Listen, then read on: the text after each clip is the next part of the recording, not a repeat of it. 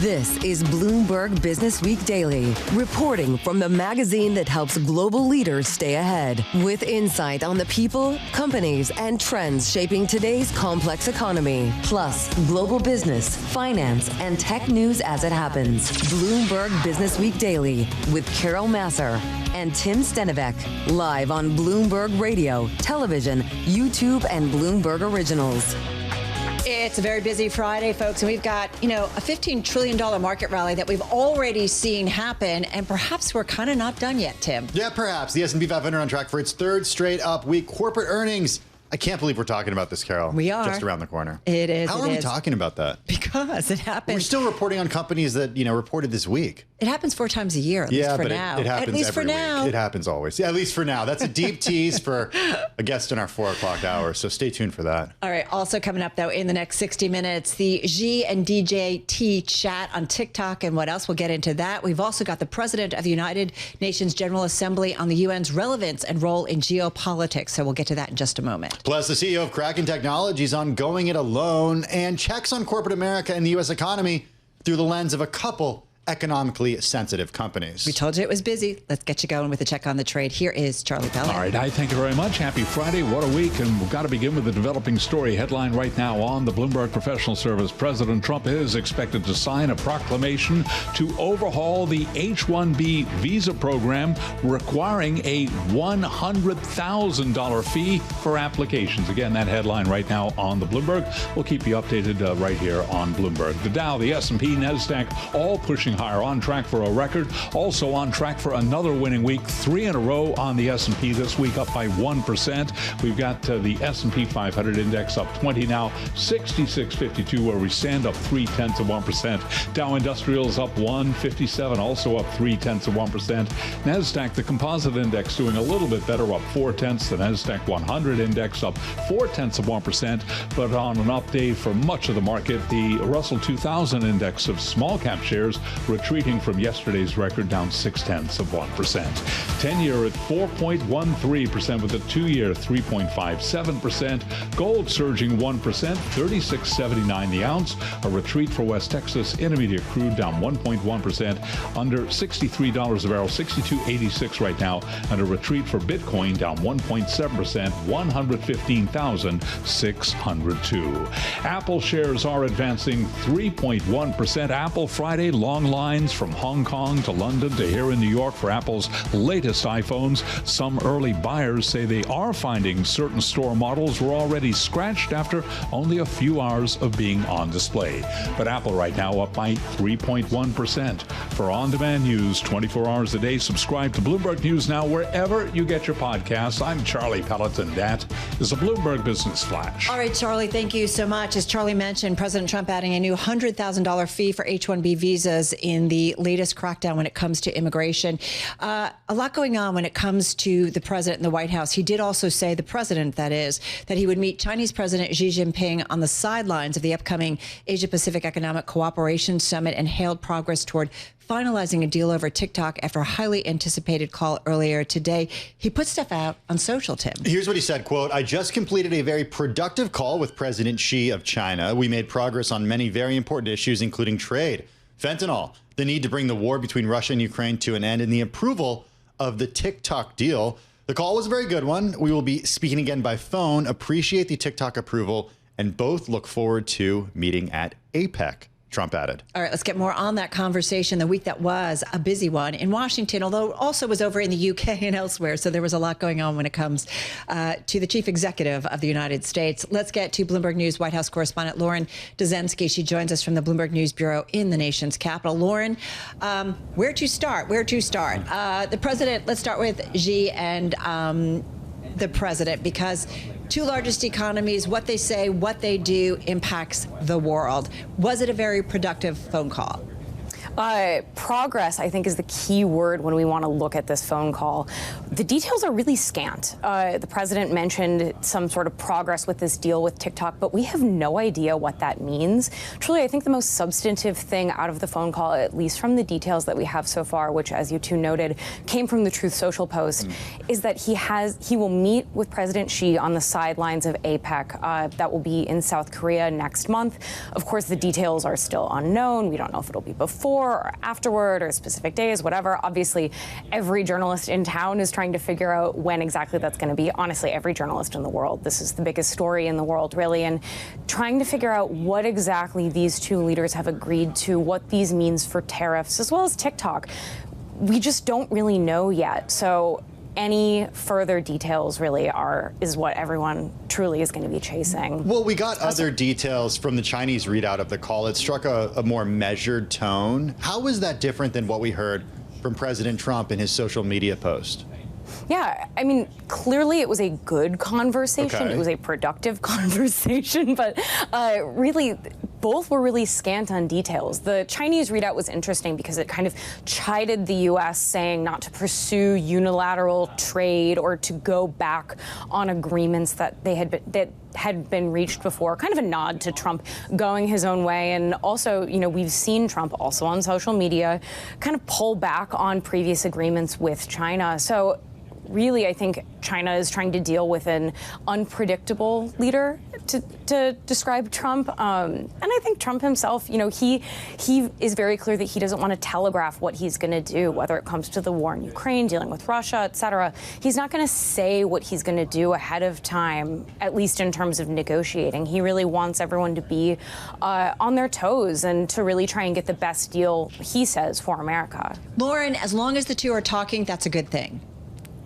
Yes, and markets feel that way as well. The idea that the two are working together and, not icing each other out, and we're also not seeing over 100% tariffs on goods from China by the U.S. I mean, I think we can all see that as a good thing. And also good, to be fair, right, to acknowledge that anything that goes on between these two nations, as we said, the two largest economies in the world, we've talked about this when the trade and tariff spats started, or whatever you want to call it, but that any trade agreement with China is going to be a complicated one, a long one. So we have to understand that it's going to be a lot of back and forth before we can kind of say something's a signed deal.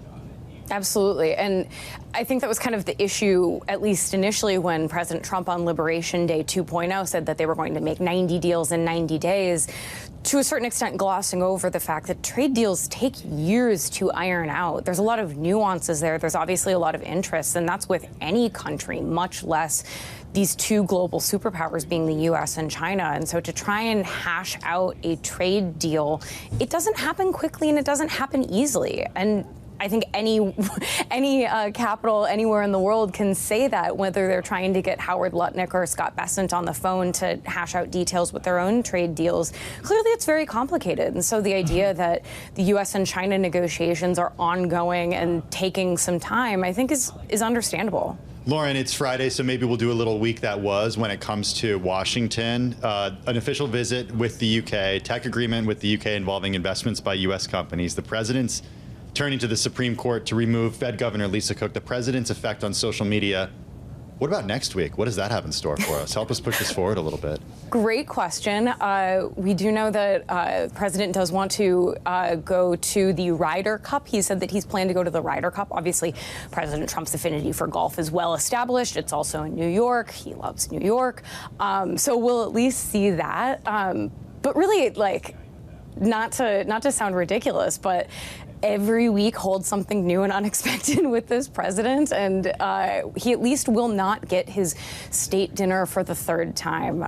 Trump, back in the UK, very much enjoyed his time with Charles and Camilla, said that it was the highest honor of his life that he was in the UK. So while he's onward and upward and headed to the Ryder Cup, there's also, it won't be quite as gilded and full of pomp and circumstances this week was, at least. Okay. Yeah. And I was just thinking about kind of the coming week. I mean, it's really, we live on things that come out of the White House, that come out on social media, but there is still a lot going on. We've got 2 wars that are still going on overseas, something we're going to talk about with our next guest in just a moment after our break. At the same time, we are still kind of figuring out trade deals and what they mean kind of longer term. I mean, CEOs, we're going to get into a new earnings season, and they're going to be talking about that. We saw FedEx talk about that. That's something we're going to talk about in just a moment as well. So there's still a lot in terms of those areas to come from the White House. Absolutely. There's, I think, so much uncertainty in terms of how this White House deals with, projecting what they want to do. And I think even in the reporting process, as we're trying to figure out what's happening, so much of what we hear is, it's official when Trump says it. It's official when the president puts it out. And until the official word is coming from the president's lips or Truth Social, that's when we will then ultimately get certainty. And I think certainly for CEOs and, really anyone who's trying to navigate these markets, it can be a little uncertain. And obviously having some sort of close eye on the president's Truth Social, but also, what he's saying day to day. It really just depends on where his headspace is. Yeah, or moments ago when we got the headline that the president is expected to sign a proclamation to overhaul the H-1B visa program, requiring a $100,000 fee for applications, something we will follow through the rest of the day and probably into next week. Lauren, so appreciate it. Lauren Dezenski, she's White House correspondent at Bloomberg News, joining us there from the nation's capital. Whew. Okay, that's just the beginning of the program. We're not done there, Yeah, kiddo. we're not done. We're just getting started. We got a full studio here. two stocks and companies that are on our radar that we wanted to focus on. Both can provide clues about the health of the U.S. economy. First up, let's talk FedEx, because shares rallying big time. This even as the company expects a $1 billion hit from trade volatility this year due to President Trump's tariffs and the loss of a key exemption for low-value good. Carol, what gives here? I don't know. What gives here? This is why we brought in our next guest. Cailley LaPara joins us. She's Bloomberg News U.S. transport reporter here in studio. So it's been interesting to kind of break this one down. It's so important. The company talking about how costly the trade environment will be and that it will be a challenge. The stock is rallying. Walk us through the FedEx story. Sure, happy to. It is an interesting one. I think better than feared is sort of the main takeaway. Mm-hmm. Expectations were pretty low, but the company did meet them. And really what people seem to be happy about is that, while these costs are going to be really high, and they laid out some of the specifics there, which were interesting to see, while the costs are going to be high, they at least know what's coming, which is definitely an improvement from last quarter, which was, we are not able to provide guidance for the year. It's the worst thing you want to hear from a CEO or C-suite. We don't really know, and we're not going to give you numbers. Sure, especially right? A company that, touches the whole economy. Well, on that, touching the whole economy, is there any way we can look at this as a barometer for how the U.S. consumer is doing or how the economy is doing? People love to talk about how FedEx is one of those companies that, which provides us with a lens to look at the economy. Sure, like a bellwether. I mean, I think yes and no. Some of the stuff that FedEx is doing is specific to them. Like they're taking out, a lot of costs in their own business. And that is what's helping some of the results here. And analysts and investors are really liking that. But on the other hand, they're telling us that they're expecting some growth in demand and strength in demand. So, maybe that means that it'll be a pretty good holiday season.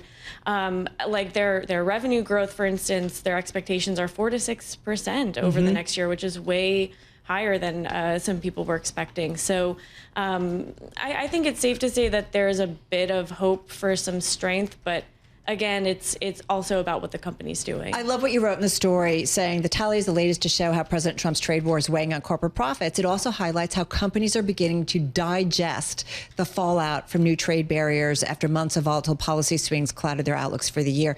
I mean, there's a point where you're like, okay, I know the playing field. Okay, so now I know what I need to do with my business and whether I need to tighten up here or so on and so forth so that maybe I don't have to pass off some of these higher costs to consumers. Like, they're figuring it out. Sure. Well, what I was really interested in was, within that $1 billion headwind they cited, they talked specifically about $300 million designated for expenses relating to customs clearance. So they're staffing up for that operation. And it really just does go to show how expensive this tariff going to be. It's a lot. But we don't think about it from that perspective usually. We think about it from the perspective of the company that is actually importing the good, or the company that's sending it to the United States, or maybe the consumer, or the middle person that has to pay additional because of tariffs. But logistics, it costs logistics money. It really does. They are, in FedEx's case, in UPS's case, and a lot of other logistics companies' cases, they are the ones who, who have to work with the government on behalf of those shippers, the retailers, even the consumers, to kind of help get some of that red tape through and make sure that those customs are being, being paid.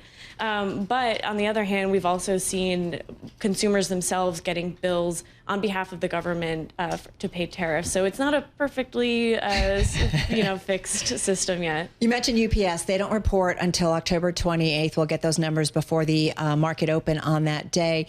The stock did rally in the aftermarket initially when FedEx came out last night, Cailley. I'm looking at the stock. It was up 2/3% at its highs. It was down about 1% at its lows. Right now down about not just just shy of 0.9%. They're not the same companies, but nonetheless. Right. I did sort of take that to mean that, good news for FedEx means that the parcel market demand is improving, which would mean good news for UPS as well. But it's hard to say. They're not the same, and we will see what UPS has in store, and they're in a very different place just in terms of their costs and all these kinds of things. Yeah, they're different types of companies in terms of ownership and franchises and so on and so forth. Cailley, thank you so much. Cailley LaPara, she is Bloomberg News U.S. transport reporter, and as we mentioned, shares of FedEx, we are seeing them move a bunch higher in today's session, up about 3%, Tim. Hey, now to another economically sensitive stock that is on our radar today. Every name in the S&P 1500 Home Building Index down today. There are 18 names in there. The group down about 1.6% as a whole right now. Still, though, up about 11.5% so far this year. The biggest decliner in the index today is Lennar, off as much as 4% at one point today, down close to 3% year to date. With more on the company and the group and what it may say about the U.S. economy, Bloomberg News equities reporter Norah Mulinda. She keeps an eye on the group, and she's here in the studio with us. What happened with Lennar today?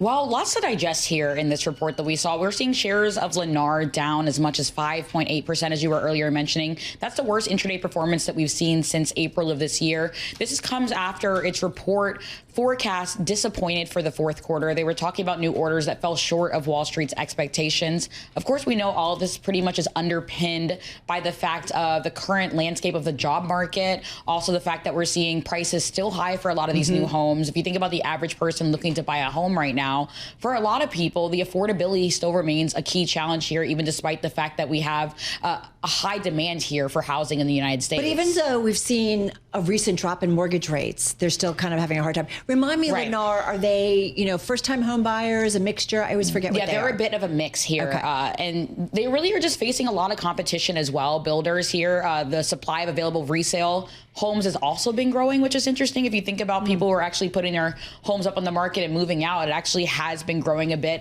which is some interesting stuff to think about there. But I mean, we have on my house, on my street alone, I think there's at least 2 homes that are for sale. Interesting. In a block. Yeah. I thought you were going to say there were Lennar homes, and I was like, they're definitely not, because there's no room to build in the city. No, but I'm seeing and they've been sitting there for a little bit, so I kind of find that interesting. Right. Just quickly, 30 seconds, what does it say more broadly? Again, not every home builder is the same, but if you look at the index, all the names have been down today. All the names are down today, and that is really important to note. But I mean, I think when we think about the broader economy here, it's just showing the fact that things are still challenged. It's a really prickly time period for a lot of consumers who are going out there looking to buy a home here. So it'll be interesting to see what home builders do moving forward. All right. Good stuff. Norah, thank you so much. Bloomberg News equities reporter Norah Mulinda joining us. Hey, from the U.S. micro and macro to the world at large with all its tensions and tumult as the 80th session of the UN General Assembly gets underway. We have a special guest. We're going to talk to the UN General Assembly President. She joins us next when Bloomberg Businessweek Daily continues on this Friday.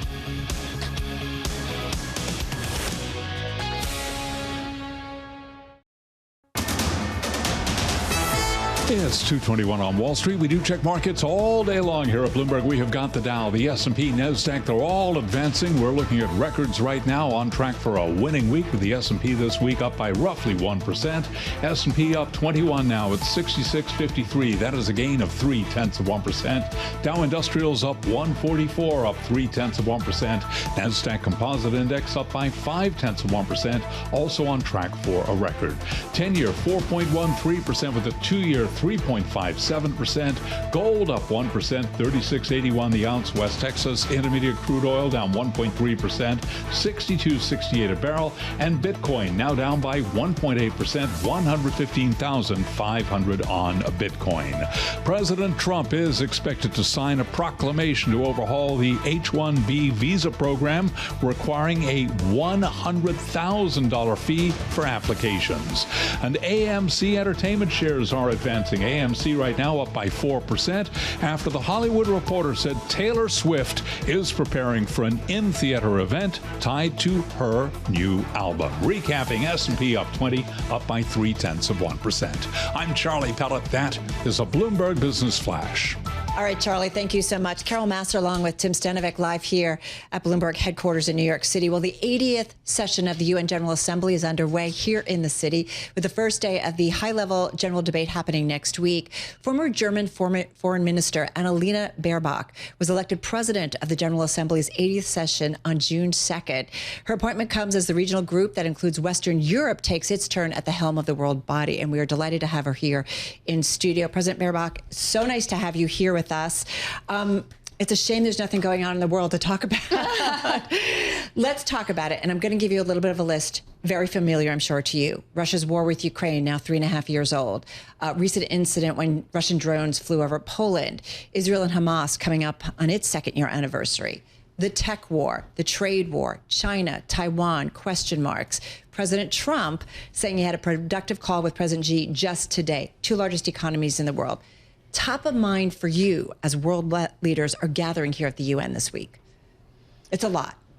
It's a lot, and it underlines why it needs this World Parliament, the United Nations, more than ever. However, looking around the world, we are not only in shaky times, but this institution is under heavy pressure, politically and financially, and therefore we have to reform it. This is the biggest task for this upcoming year.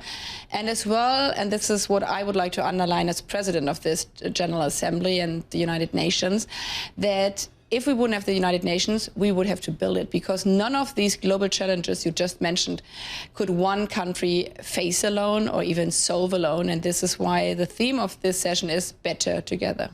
What is your priority in terms of reform? What is the #1 reform that you intend to accomplish? It has to be more efficient. It's a very big organization. It does incredible work, but all we are talking about is the failure of the Security Council, because as you mentioned, the war in Ukraine going on, because a permanent member of the Security Council can just put a veto. So many are asking, so if you're not delivering on peace and security, why does it still matter? But there are institutions like UNICEF, everybody knows, millions of children wouldn't go to school without the UN, UNICEF.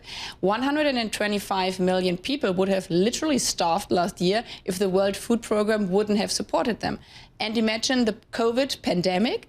Even the biggest countries like the US, a strong economy like my country, Germany, we could have not fought this virus alone because COVID didn't have a passport. So you can only do it together with the help of the World Health Organization and vaccination going on. But people don't know about these great successes.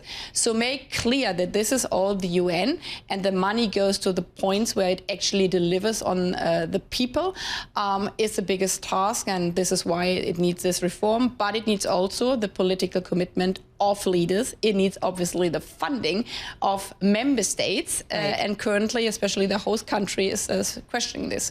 What can you tell us about funding and where you are and how much it's difficult? And what more could you use? And what do you need?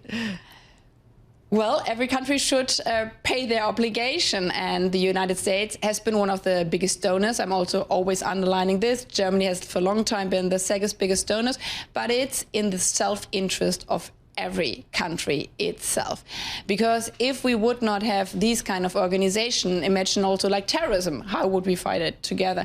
But at the moment, there have been the announcement by the American administration that they might stop everything. So we are in the depths of discussion, like peacekeeping. If we want to keep peacekeeping going on, then we need also the funding from the US side. How do you look at the U.S. right now as a partner, if you indeed do look at the U.S. as a partner right now?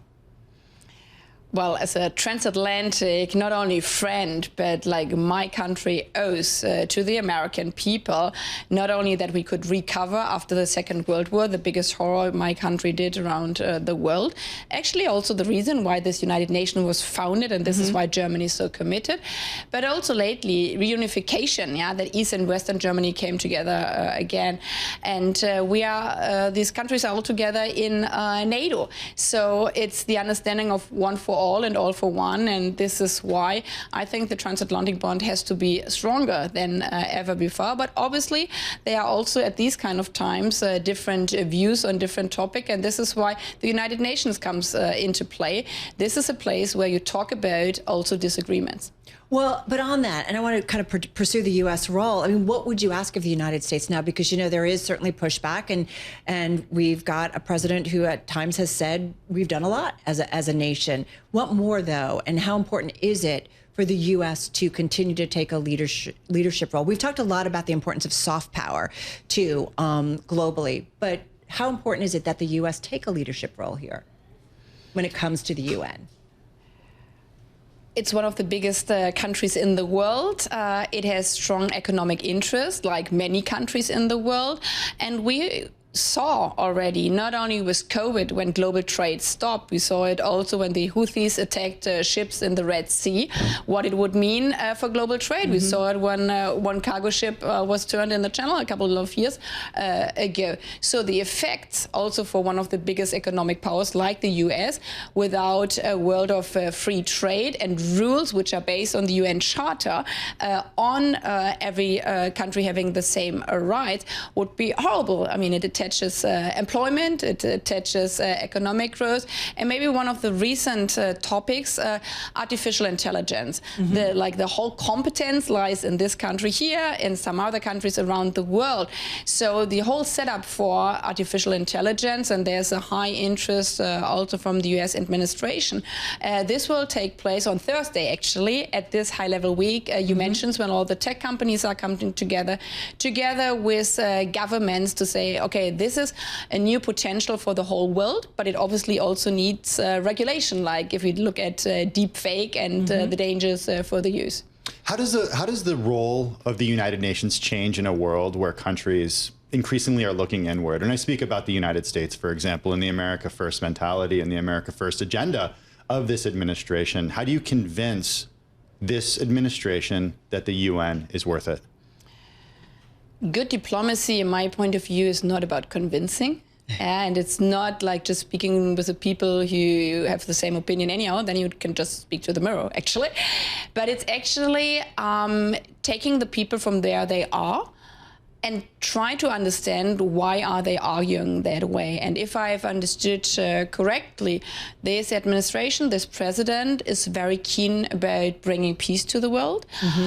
So I invited all heads of states to think about this much better together. How can we bring peace to this divided world? You need partners. And many partners are smaller countries, so you need majorities. And coming together and ask themselves, so what could I do for the United Nations so the United Nations would deliver also for me, especially with regard to peace, support the United Nations peace plans around the world. You can only do together if you're also engaging with smaller and other countries around the world. And the president has announced that he will come on Tuesday, that he will speak on Tuesday. And I think this is really the place to be for world leaders at this United Nations. We're talking with Annalena Baerbock. She is 80th UN General Assembly President, German Foreign Minister, joining us here in studio. You know, we know the division that exists geopolitically. We see it every day. You've been a very strong voice on things like climate diplomacy, human rights.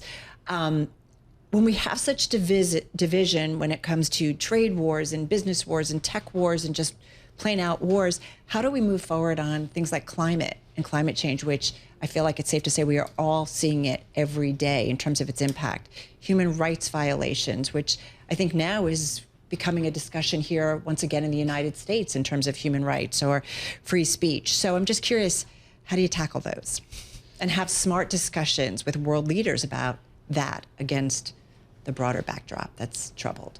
Maybe starting with the climate crisis. Anyhow, I always say, if you're not staying positive, you should not be in international politics. Yeah, then you choose the wrong job. But for the climate crisis, for example, I've been at the climate conference in Paris 10 years ago, and this was after failure of climate conferences worldwide, and people said we should just stop. And then 10 years ago, the world agreed, well, obviously climate crisis is happening and it's really touching us. But they didn't dare to say phase out of fossil fuels. They didn't dare to say renewable energy. They just said we had a problem. And now in 2025, or actually last year, when the world came together at the climate conference, they said the future is renewable. Yeah, so it was only 10 years time and was kind of a resolution. So you could dislike that, say, I don't like renewable energy, but I mean, the power goes where the money goes. And the big industry around the world, they have invested into renewable energy. If we want to get into the market around the world, like on the African continent, where still millions are not being electrified, this is only possible through renewable energy. So I think there's so much investment having spent in the renewable sector that there's no drawback, not even if by a political decision, because this would be all trended investments, yeah, companies invested into these new trends.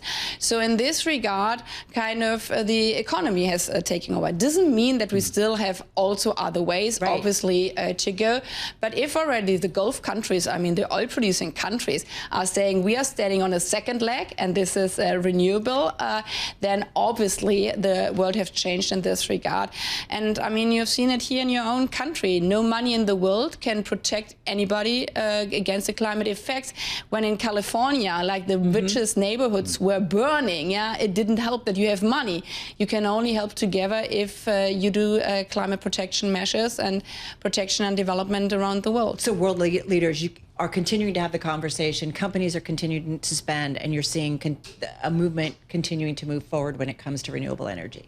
Yeah, these are two trends, but obviously this is our world of capitalism. Yeah, the logic goes where the money goes, and if you just see at the numbers of the last years, yeah, where the investment, the big investments went, there's a clear trend, and this clear trend is phasing out of fossil. Not tomorrow, not the day after tomorrow, but in the next decades. The president of the United States has made his disdain for renewables, specifically wind and solar, well known. He doesn't like windmills. He likes fossil fuels and oil, and he likes also nuclear power. But we know there are challenges with nuclear power. In your view, is the U.S. going to be left behind if we don't invest in renewables? Well, my role is not to commenting on national politics. However, I've been to Texas, actually, as a foreign minister, obviously also very strong on fossils. But they showed me there, especially all the wind parks, and they showed me how you make ammonia carbon neutral, because this is the source for the future with global technology. So I would say that also in these countries, there are like parallel trends going on, and which trends prevails. This is a decision of every national state. But if you see the trend worldwide, if you see it in China, if you see it in Europe, but if you see it in Africa, where the population of the future is living, it's crystal clear where the future economy will go. I just want to ask a big picture question. Carol went through this list of the challenging environment that we're in. Russia's war with Ukraine, now 3.5 years old. Israel and Hamas coming up on its second year anniversary. The challenges between China and Taiwan. You said you want to make the UN more efficient. But what would you say to a critic that says it hasn't been effective in the last few years? You're right, not effective enough. But I always turn the question around. Would any country in the world be better off without the United Nations? Because the logic of those who argue, well, it didn't deliver on the good, would be stop doing the right thing. but then evil would prevail. Would any truck of humanitarian aid would enter Gaza if we say UN doesn't work anymore? Would the war in Ukraine would stop if we wouldn't have peace negotiations going on? Not at all. So we have to try harder. This is our job. And we know from history that the most important thing is to keep up hope. And hope is not the conviction that everything will go right, but hope is a conviction that you do the right thing. And diplomacy is about doing 300 days or sometimes even 3,000 days. Yeah, if you look back in history again, Second World War, it lasted for years and years and years. And then afterwards, we built the United Nations. So it's about not giving up, trying even harder. And always remember, what would you like to do, your neighbor would do. This is what I asked as a European when there was the full invasion of Russia in Ukraine. Imagine that this was only 8 hours drive away from Berlin capital. Would I not want my neighbors helping me out when we would have been invaded? Well, having said that, as a European, do Europeans, feel like the United States has abandoned it? And an important ally and group, if you will. Well, you bring me in difficult situations. Yeah, on screen, because I switched my job. No. And I'm speaking now for 193 member states, but obviously I do have also a national identity. But I mean, this is also democracy. Yeah. Government change and therefore policy change. But I'm a believer, as I said, not only an optimist, but a believer that deep inside, when everybody asks themselves, so what do I wish for my own children? What do I wish for my family is to have clean water and food, to live in peace and security, to go to school, and to wish that my friends are helping me out. And especially between Europe and the US, I mean, this has been the deepest friendship over the last decades. So the motto we had all together, all for one and one for all, I think this is what held us really also the freedom in our different countries. And I believe that the majorities on both sides of the Atlantic sees it still the same way. Well, I have to say, while the UN General Assembly always creates gridlock in New York City and it gets a little crazy moving around, it always does give me a lot of hope and optimism. We get an opportunity to talk to leaders like yourself, global leaders who are seeing different perspectives, different views, and just talking about progress and things that are getting done around the world. So it always gives me some hope. So I'm so glad we got some time with you. Good luck this week. Thank you very much and all the best. Take care.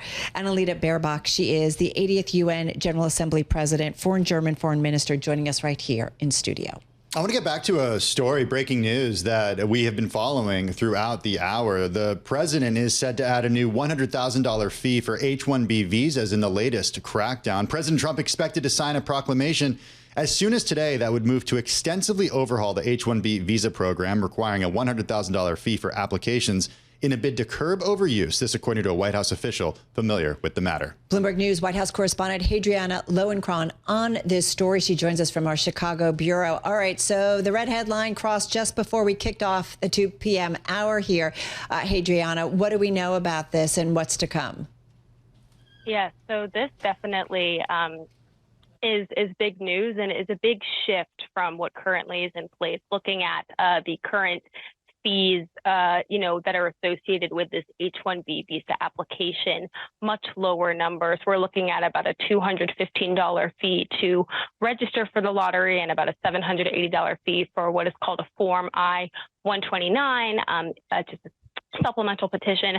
And so what this would essentially do is this is an additional $100,000 fee that would, essentially kind of, make the pool available of those who are, eligible to apply for this that much smaller. So this is the latest, technique or strategy on behalf of the administration to really curtail the legal immigration. That's important because on the campaign trail and where he got a lot of votes and support, at least from the people I spoke with while covering him, was on really curbing the illegal immigration aspect, right? We're getting, smaller numbers at the border, of course, ramping up the deportations. But this is, switching over to the legal side of things. And this is particularly an area, in big tech and looking at workers there. Hadriana, that's what kind of caught my attention. We hear H-1B, and that's what I think of as the tech industry. And I think about wait, there's been a bunch of tech CEOs that went with the president over to the UK. And then was it last week they had the big dinner or a week or so ago? That was last week. It was just last week, like at the White House. So I just wonder, whether or not he's been having conversations with the tech industry who are saying, we need these workers. And then he's saying, okay, well, I just wonder what we know about the backstory here. Yeah, I mean, definitely this is kind of example of or something to point out here is that there is division, within the different factions that make up, not just the Republican base, the MAGA base. And we actually saw this come to light last winter. We saw kind of a big fight that escalated on X and other forms of social media, in which we had people such as Elon Musk, as who was earlier involved with the government efficiency kind of cost-cutting initiative, as well as Vivek Ramaswamy, who previously ran, he also at one point was involved in that effort. They were people who were really supportive of the idea that this could help with the labor force and should be something.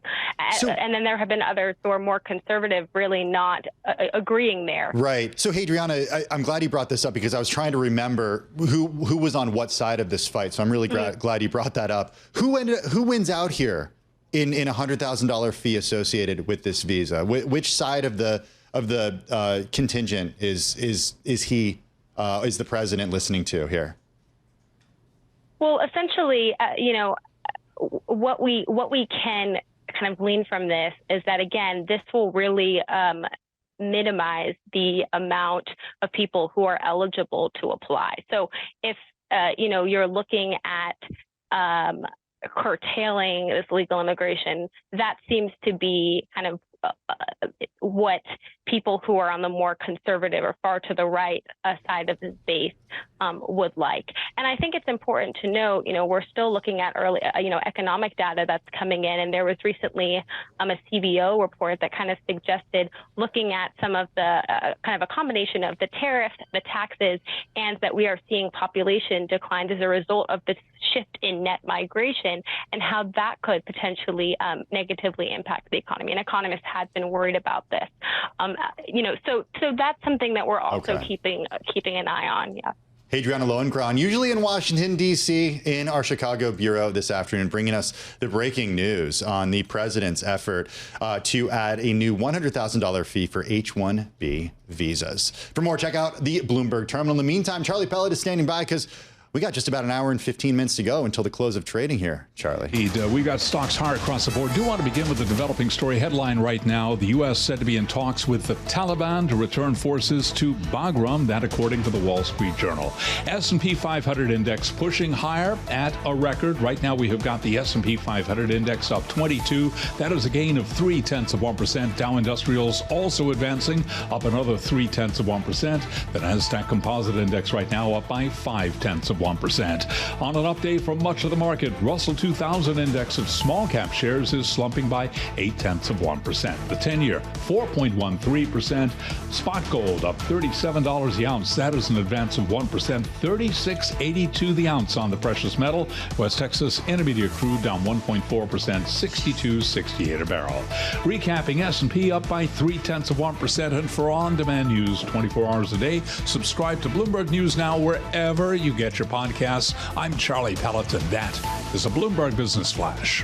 All right, Charlie, thank you so much. Well, Octopus Energy Group planning to spin off its Kraken Technologies software platform unit. If you're not familiar, well, energy companies definitely are. Kraken is a software platform, as we mentioned, a company. It helps utilities manage the transition to cleaner energy. And we've got a great guest to explain what it's all about and what's going on. Amir Orad is here. He's CEO of Kraken Technologies. As the company bio notes, he's a multi-time CEO entrepreneur and an AI analytics, cyber, and fintech veteran. He's here in the studio with us. Welcome. How are you? Very good. Thank you. Look, as Carol mentioned, energy companies are very familiar with what you do. But if people think about utilities and the transition to renewables, how does your company help them do that? So every utility on the planet is evolving these days because the technology behind energy is evolving. You have from electricity at every home, smart homes, EVs, all the way to renewables, solar, and the like. They need to modernize their entire infrastructure, from billing to communication, from how we price to modern technology. We help them do that. Hold on, I thought the president is canceling wind projects and he's talking about drilling more in the U.S. and building nuclear. Look, nuclear takes a really long time. We've spent a lot of time talking about that. Are utilities pulling back on renewables? The state with the most investment in renewable right now is Texas.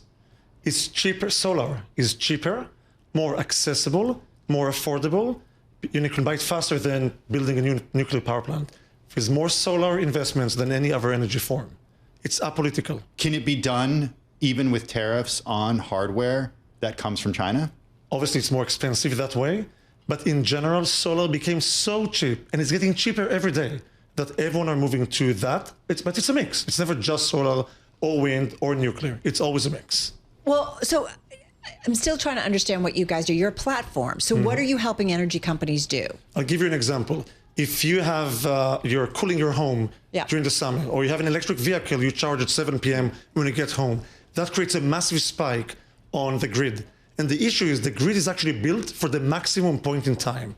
So every spike is really expensive for us as consumers. What we do is help manage that spike, spread it a bit. Maybe we charge your car a bit later at night, as long as you wake up and you have enough juice. Maybe we cool your home slightly differently during the day. That's one example. There's many examples like that. We can shift load between the weekend, during the day. You can do dynamic pricing, so you incentivize consumers to spend the right time and the right energy. Is your software necessary because the grids in many parts of the United States are not sufficient? So for 2 decades, we did not have any increase in load and demand in the US. And then we found AI? Not just AI, with more manufacturing, more EVs, we moved from gas to electricity and so on. What was moving from gas to electricity the right move in hindsight? Yes, houses burn less if you use electricity. It's a safety thing. It's easier to transport. There's a lot of advantages, but we do need to update our grid. But does it financially make sense for consumers? 100%. 100%. Well, certainly we've seen gas prices go up and down, and electricity from solar is actually really cheap when the sun is up. If you put a battery, you store it for night, you can actually reduce electricity prices using these technologies. You know, what's interesting is, Octopus has said that you guys help lower bills when renewables surge, but energy prices are still high for many households. Just talked to my husband. It's like, why is it so high? Why should consumers believe that this software benefits them and not just your bottom line? Because unrelated to Kraken, the entire industry now needs to invest in infrastructure, adding more capacity and improve the grid. That is going to cost a lot of money. Any usage of technology to optimize that will reduce that investment because we reduce the peaks, and part of that saving can go to every household. Is there a point, though, where the grids are built? We've been talking about this and how much they're maxed out, and now we've got all of the AI demand kind of starting to be factored in. But is there a point where the grid is built out and we don't need a software platform because we don't have peaks or we have enough? Even when the grid is perfect, we still need to choose which energy source do we use. The sun happens to be free, but it's not always there. If we can shift the usage and pick the right moments, we can reduce costs. You've talked a lot about solar, but wind is also of interest to us, not just because of what's happening offshore of the United States or what's not happening offshore of the United States right now. Is this administration making a mistake canceling wind power projects? Look, some countries believe it's a really good investment for the future. The truth is you need a mix. You need variety. The ideal mix is a bit of everything versus choosing one over the other. So you think the U.S. should have wind power? I think we need to have a mix of everything versus just pick one or favor it. And price goes into account. Investing in gas, for example, there's a 5-year wait. There's a line to get a new generator, a new turbine. So we have to have a mix. We are talking with Amir Orad. He is Chief Executive Officer of Kraken Technologies, joining us here in studio. Let's talk about the spin-off and why it's happening. Critics are saying that spinning this off is less about strategy and more about extracting value for investors. So how do you respond to this view, Amir, that this is a financial engineering play rather than an innovation story? Yeah. Kraken was born inside an energy company. Very few successful tech companies were born inside an energy company. It's actually quite rare. It made us who we are, improved our technology and knowledge of the space tremendously, But we would like to work with other energy companies who may compete with our parent company. We would like to invest in other markets that our parent company may not play in. So we cannot grow and innovate and service the market when we're limited to a certain parent company. So you're saying that by going out on your own, you're able to access a lot more companies. What does that mean dynamically in terms of how big your company could be? I mean, Sky News reported that you guys could be worth as much as $14 billion. We have heard $10 billion. I've heard the rumors. I have no clue what's the number. But you understand the business, and you understand that by spinning off what you might be able to access. So what does it mean in terms of valuation? Or is this all hype in terms of, do those numbers make you nervous? First of all, expectations should make you nervous. Our job is to build a great business and hopefully meet each and every expectation down the road. But by splitting the two companies, we can attract capital and investors that are experts in software, not just in energy, experts at late-stage software companies. $500 million ARR is not your typical startup. This is scale. So it would definitely allow us to attract the right capital structure and the right investors over time. Some of the Mag 7 are actually eyeing energy. Amazon, Google, Microsoft, looking at the energy space, especially AI-driven grid management. Yep. Why should utilities bet on you rather than going with a larger player? So Kraken is unique in that it does only one thing. We only do the platform for utilities, for energy companies, and it's a very wide system, end-to-end. The problem is the alternative, you can go with Oracle and SAP and other companies, you would need to buy 12, 2, 3, 4, 5, all the way to 50 systems in order to service your technology stack. It's expensive, it's slow, it's not fit for purpose, it's not designed for the needs of an energy company. And that's where we come in. So when does this all happen? So we've been running independently, operationally for the last 18 months, 2 years.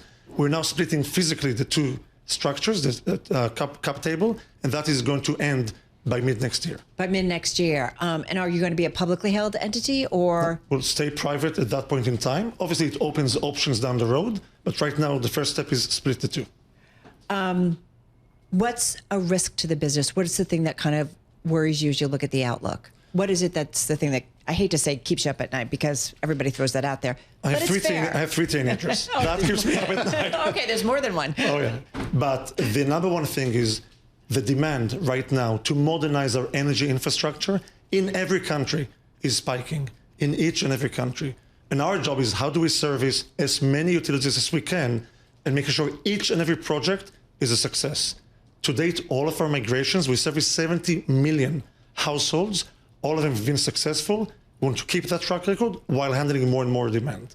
Just real quickly, 20 seconds. Is most of your business in the US or is it global? Globally, all over Europe, half of the UK is running on Kraken, Australia, Japan, Germany, France, and the US. National Grid just announced we picked Kraken to run their technology. We'll stay in touch. Love to hear more as you guys and when you are officially, I guess, spun out.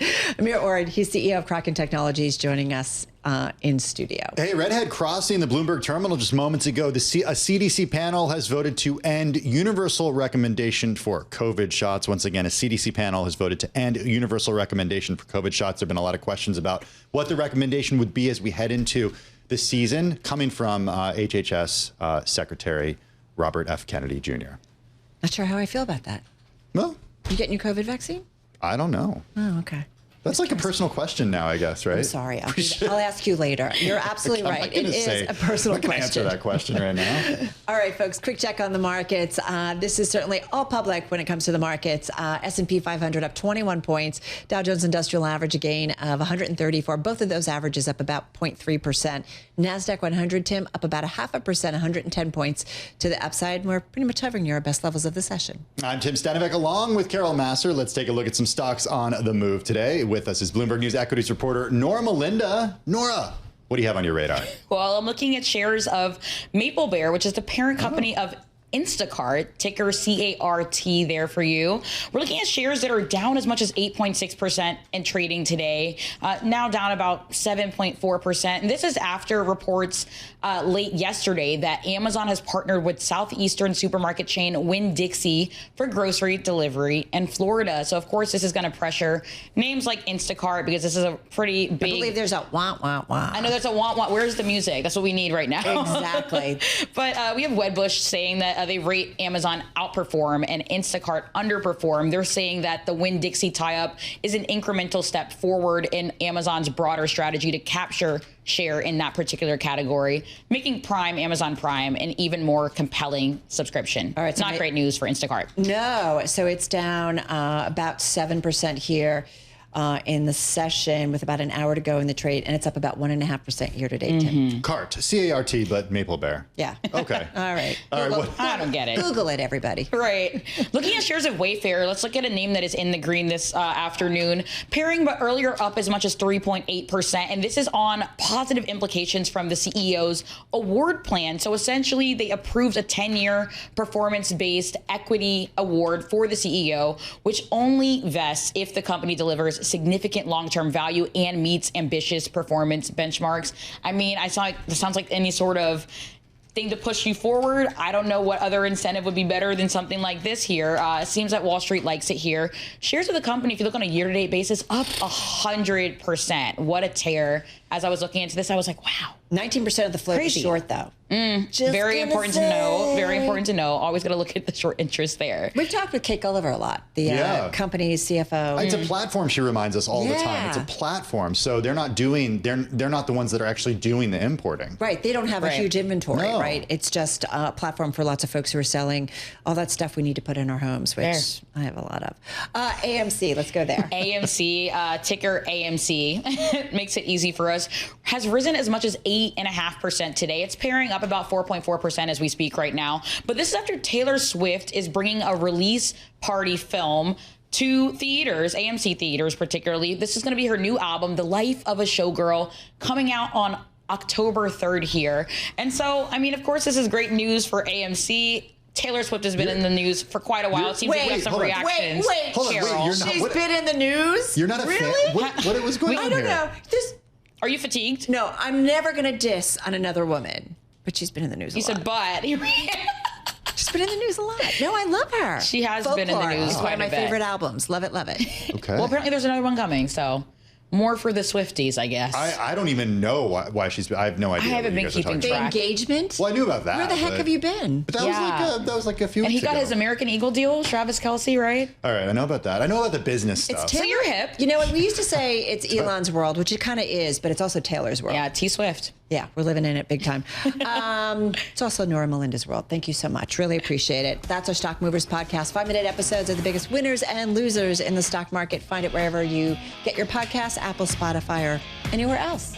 Right, Tim? That's right. Hey, we got a great program coming up on Bloomberg Businessweek Daily, continuing on radio, YouTube, and Bloomberg Originals. We are all over the media business. Also a deep dive on public company governance, and American farmers are feeling the pain of President Trump's trade policies.